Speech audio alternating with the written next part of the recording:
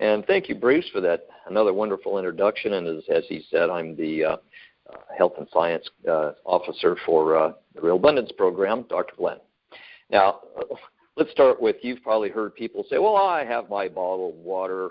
I get my stuff from the grocery store, and it's purified. It's good stuff. Well, that's some pretty dangerous thinking, because if you test most of that water, it's rather highly acidic. At very best, it's pH of 7 or 7.1, and that's not doing you a lot of good. In fact, the acidic is damaging you, makes it harder for your body to detoxify itself.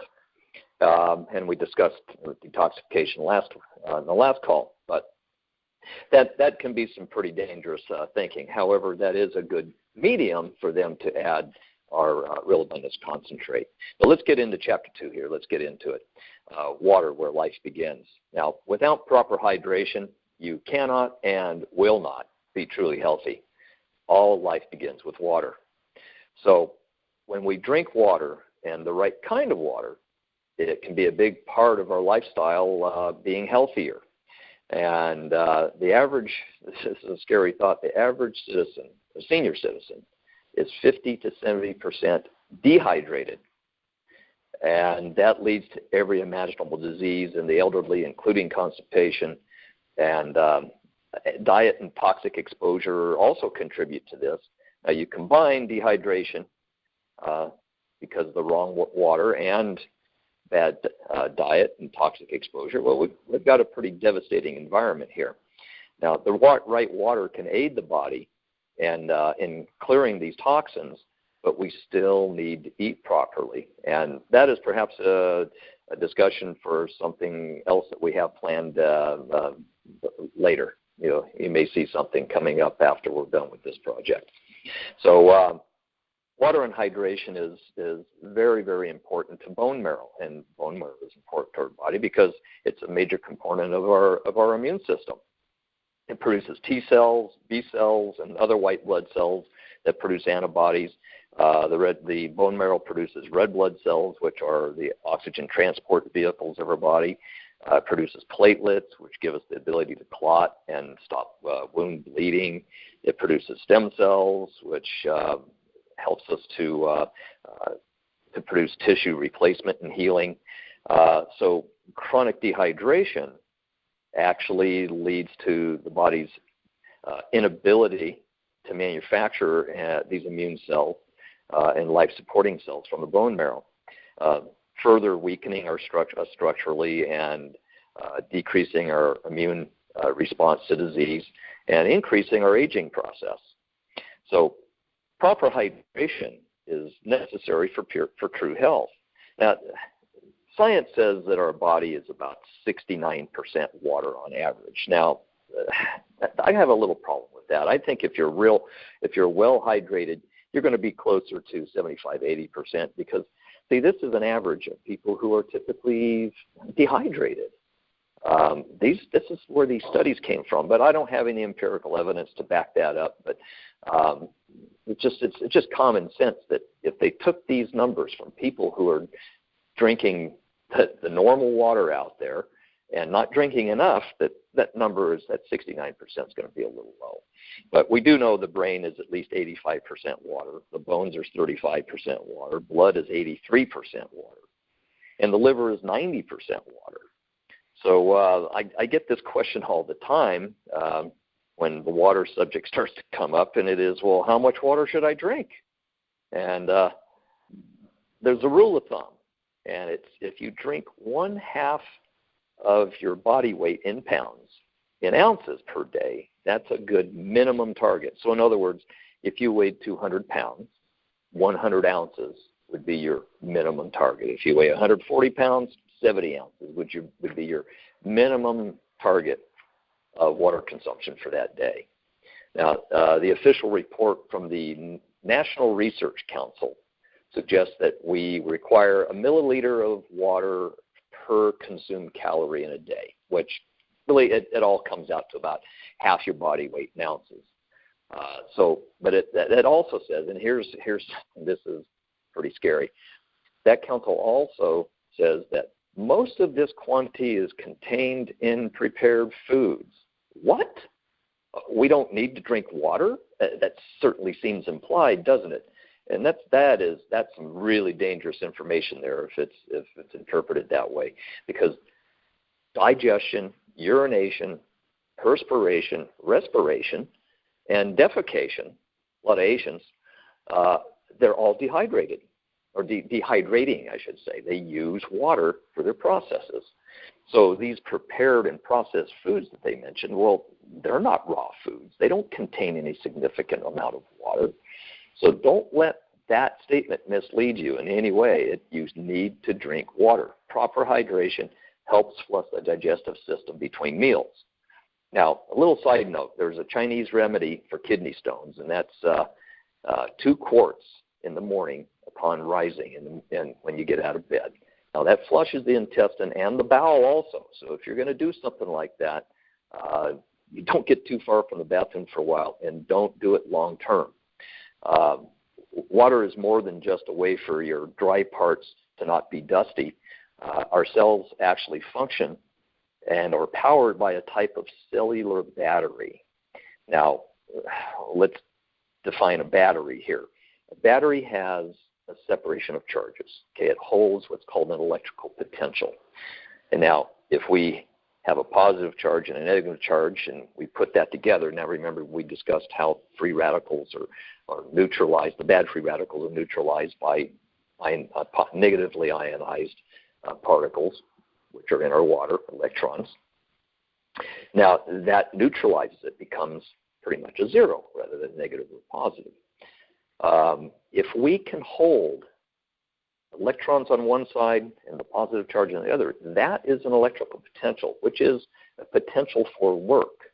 And guess what? That happens inside our cells like a battery. Now, our body tries to make this negatively charged water. I discussed that earlier with these hydrophilic surfaces in our cells.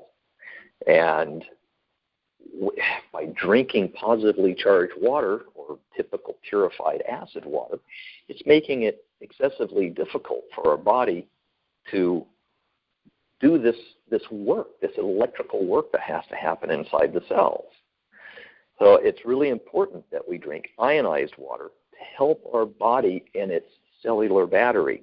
Now remember, the electrical potential is stored energy. It's a little energy generator. And our ATP, we discussed that a little bit. That comes into play. I don't want to get into that too deeply today. But a battery holds stored energy. Now, if you know what a capacitor is, that also holds energy. And many engineers consider anything that holds an electrical potential battery, including a capacitor. Now, Dr. Pollack really gets into that in his book about easy water. And easy water is ionized water. It holds a negative charge.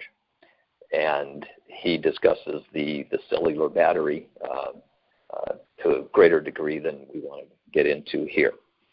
So if you're not properly hydrated, the body has to prioritize what gets water now, doesn't it? So guess what the high priorities are? Your brain, your heart, and your liver. So if those components of your body, the brain, heart, and liver, are getting most of the water that you're drinking and that is in your body, what's the rest of your body doing? It's doing without, or it's at least deficient. All your other organs, your muscles, your bones. Now, if your bones are getting water deficient, well, now they're getting more brittle. And look what happens in the elderly. They're dehydrated, their bones are brittle, and we're going to get into in a little bit here the osteoporosis and all that too. Just touching on it, but there's something that really contributes to that you need to avoid. Now, an interesting point about exercise and hydration. Research shows that a 1% decrease in hydration produces a 5% decrease in athletic performance. So it's not a 1-to-1 ratio, but I love this quote that was in the book. It's by Voltaire.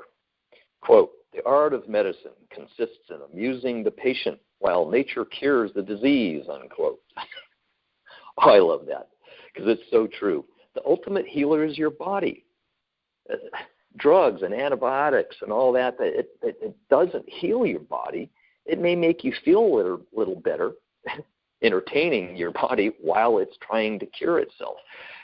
If your body can't grow healthy tissue, if it can't heal itself, all the drugs, potions, and lotions in the world can't create healthy tissue. Your body must do that, and it can only do that with the building blocks you give it. So what you put in your mouth is important. And once again, it's not just water. That's probably the ultimate important. But you also have to look at the food you're eating. And now, as far as energy goes, most people look to caffeine for an energy boost. Now, coffee and tea and soft drinks, these new energy drinks that have been out for a while now, they are just so dehydrating. The more caffeine you drink, the more water you lose, because caffeine is a diuretic. And we've probably all heard that. A diuretic makes you lose water. Water is the best form, I say the only form, really, to be able to hydrate. It's difficult for your body to hydrate from any other liquids, like juices and, the coffee and all that. You're making you lose water. And people ask me about, what about decaf? No, it's still not water. I know it tastes a little better than water by some people's standards. I prefer water myself. But the best way to wake up in the morning and energize, everybody try this, will you? The best way to wake up and energize in the morning is with a large glass of water, and ionized is best. Now, if you all have a big glass, say close to a liter size, fill that up. If you're listening to this call, you probably have some of the Real Abundance concentrate. Put the adequate amount into that water to ionize it, and start your morning with that. Instead of stumbling into the kitchen in the morning to make your first cup of coffee, stumble into the kitchen and get yourself a big glass of alkaline ionized water and see how that starts your day. Now, if you're a coffee drinker, you may go through some withdrawals and all that, but I guarantee you will start feeling so much better, mental clarity and all of it, if you drink water in the morning instead of coffee. So give it a try. That's Dr. Glenn's challenge, okay? And now sodas and carbonated soft drinks, forget them. That's bad too. Interesting thing, the CEOs of soft drinks and fast food companies, they typically end up with cancer and or heart disease fairly young in their lives if they eat and drink their product. Remember, cancer loves a lower pH, less alkaline or even an acidic environment. It loves that. And soft drinks are very acidic and acid forming. Now, and the sugars in the sodas are highly refined. They're using high fructose corn syrup, beet sugar, cane sugar, and none of those are even close to the naturally occurring sugars in fruits and vegetables. Now, the high acidity of sodas, about a pH of 2.7. Now get that. Remember, 7 is neutral. 2.7, your stomach resting acid is about a 5.0. When you eat proteins, it'll drop down into those numbers like sodas are. So it's not good to be drinking all that acid all day long. They contain phosphoric acid, carbonic acid, benzoic acid, and that causes a decrease in the body's pH, so the body has to work extra hard to try to bring that up to homeostasis. Remember that word last call, homeostasis, balance. Now, that also increases your susceptibility to viral, bacterial, and chronic disease. Now, another little note about phosphates. Phosphates decrease your body's ability to take in calcium. It also leaches bone mineralization, which leads to bone loss or osteopenia and osteoporosis. So sodas, they might taste good, but they're sure not good for you. The acid also causes erosion of your teeth. Now, sodas, oh boy, this is scary. Sodas also contain 8 times the benzene allowed in drinking water. It's a carcinogen linked to leukemia. Now, benzene, I don't know if you heard benzoic acid, phosphoric, carbonic acid, and benzoic acid. Those are very high in sodas. Benzene comes from the benzoic acid. It breaks down into benzene. So you don't want leukemia. stop drinking sodas. Now, this author contends that if you feel thirst, you may already be dehydrated. So, and another thing with these sugary drinks, have you ever wondered why you drink sodas, you drink these sport drinks, that sort of thing, all these sugary beverages? They never seem to quench your thirst, do they? You just get thirstier. So this whole soft drink and now the energy drink culture, it's really spawned a dramatic increase in disease. And many times it begins in the crib, sadly. Parents put these juices, these sugary juices and sodas in their infants' bottles. And when they start growing teeth, well, the teeth are rotten. So please don't put that in the baby's bottle. Now, at the printing of this version, this 2010 edition of this book, the author states that the per capita consumption of soft drinks has consistently risen over the last 50 years to, get this, 49 gallons a year. Now, that's a great marketing plan, right? But I don't drink any soda. So somebody else out there is drinking my 49 gallons. And I imagine that that's 9 years ago at the printing of this book. It's probably above 50 gallons now that the average person is drinking per year. So somebody is drinking 100 gallons a year because I'm not drinking 50. And when the FDA was asked, the Food and Drug Administration, when it was asked if sodas would be approved for human consumption, if applied for, the answer was that there would be no possibility for such an approval today. Great marketing. So I'd also like to add with this that don't think that going with diet sodas is any better. You're not helping in any way with that. Artificial sweeteners such as aspartame and sucralose used a lot. By the way, the Center for Science in Public Interest, the CSPI, has downgraded the safety rating of sucralose a second time from caution to avoid. So read your labels, know what you're putting in your mouth. Artificial sweeteners are also typically considered high-intensity sweeteners and can change how your brain actually responds to the sweet taste, which can increase your overall sweet cravings. Stay away from these artificial sweeteners. Now, other artificial sweeteners are neotame, saccharin, acesulfame, and the aspartame and sucralose were already mentioned. There's a little story I'd like to share with you, too. There was a classmate of mine in college that was using one of these artificial sweeteners. I think it was aspartame. That was almost 40 years ago. And he noticed that part of his thigh was going numb. And this spread across his thigh, down his legs, started going up his torso. Next thing he knows, after it took about a month, the whole one side of his body was numb. He'd been going to neurologists and everything. Nobody could ever figure out what was going on with him. Well, just by chance, he ran out of this artificial sweetener he was using. And then a matter of, I think it was about 5 days, his body normalized. So he thought, well, as crazy scientists that we're learning to be, let's do another experiment. So he started using this stuff again. And this time it wasn't a slow approach. It hit him abruptly, and it made the whole side of his body numb again. So when he quit using it, it cleared right up, and as far as I know, he's never used it again. And he did some research after that happened to him and found out that, yes, there is a small percentage of the population that will show neurological disturbances when you consume that product. Now, they know that, and they sell it anyway.